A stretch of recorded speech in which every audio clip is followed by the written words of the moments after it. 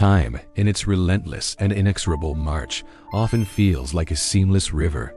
Yet, if we pause to dissect the tapestry of the Gregorian calendar, we find that specific dates act as anchors nodes where the threads of destiny, conflict, and genius intertwine. Today, we peel back the veil of the third day of January. A day not merely marked by the frost of the northern winter, but by seismic shifts in the human story.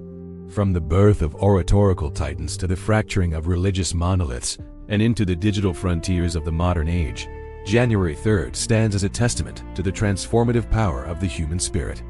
We begin our journey in the twilight of the Roman Republic, in the year 106 before the Common Era. On this day, Marcus Tullius Cicero was born in the hills of Arpinum. To speak of Cicero is to speak of the very soul of Western rhetoric. In an era dominated by the iron fist of militarism, Cicero wielded the silver tongue of philosophy and law. He was a man who understood that a republic is a fragile vessel, held together not just by legions, but by the concordia ordinum, the harmony of the classes. His prose, characterized by a rhythmic elegance and a profound depth of thought, would go on to influence the Renaissance humanists and the founding fathers of distant nations centuries later. On this day, the world gained a voice that dared to challenge tyrants with the power of the Logos. Cicero's life reminds us that even when the Republic falls, the ideas articulated with clarity and courage remain immortal. As we leap forward across 16 centuries, the air grows heavy with the scent of incense and the tension of theological upheaval.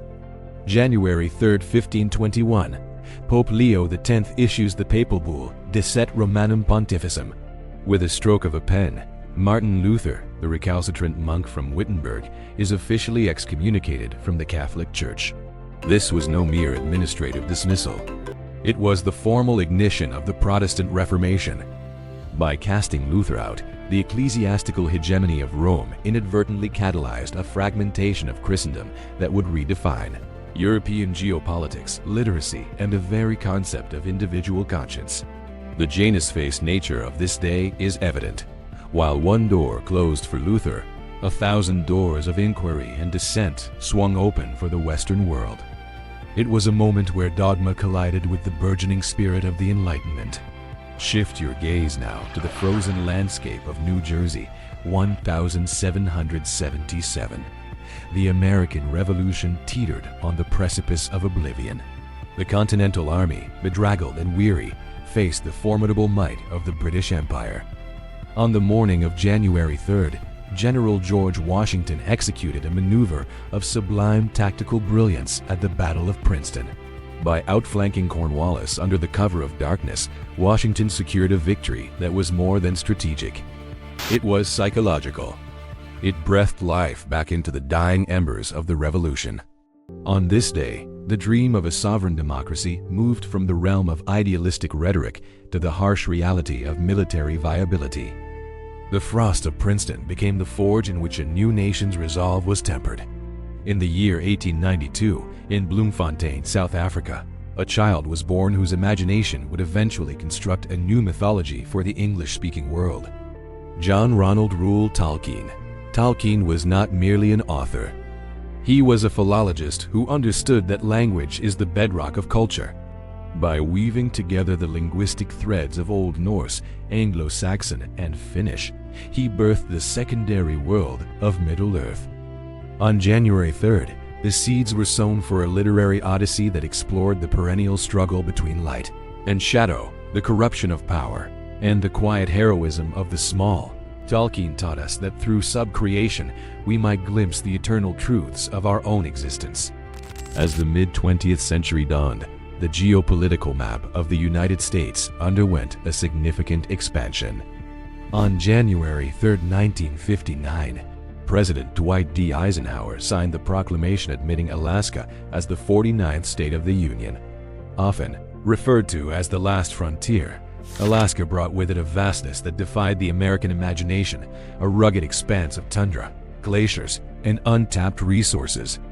Its admission was a milestone in the narrative of manifest destiny, stretching the borders of the Republic into the Arctic Circle and cementing the strategic importance of the North Pacific in the burgeoning Cold War era.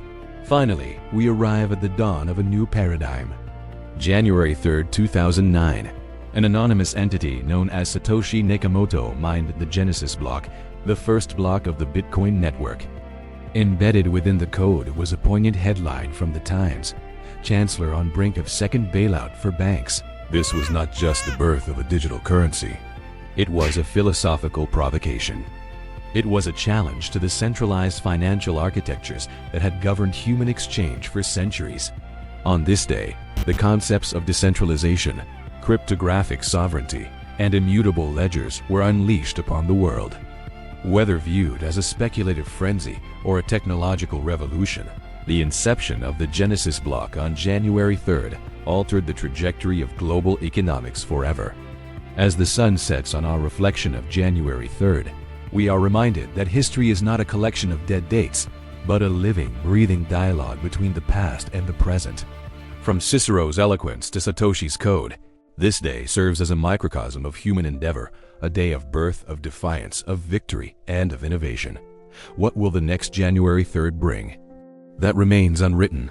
But as we stand on the shoulders of these giants, we realize that we too are participants in this grand tapestry. History is not just something that happened. It is something we are making every single day. Until next time, keep exploring the echoes of the past.